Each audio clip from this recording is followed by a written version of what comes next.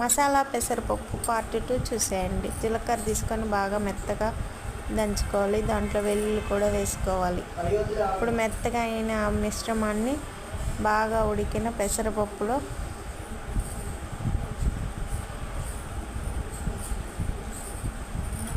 వేసుకొని బాగా కలుపుకోవాలి.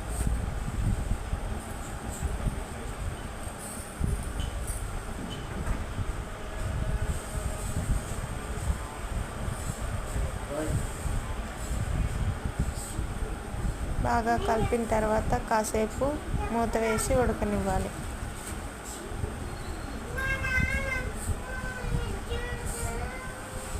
ఉడికిన తర్వాత మళ్ళీ ఒకసారి కలుపుకొని ఇప్పుడు కొత్తిమీర వేసుకొని కలుపుకోవాలి. కాసేపు అలా ఉంచి స్టవ్ ఆఫ్ చేయాలి.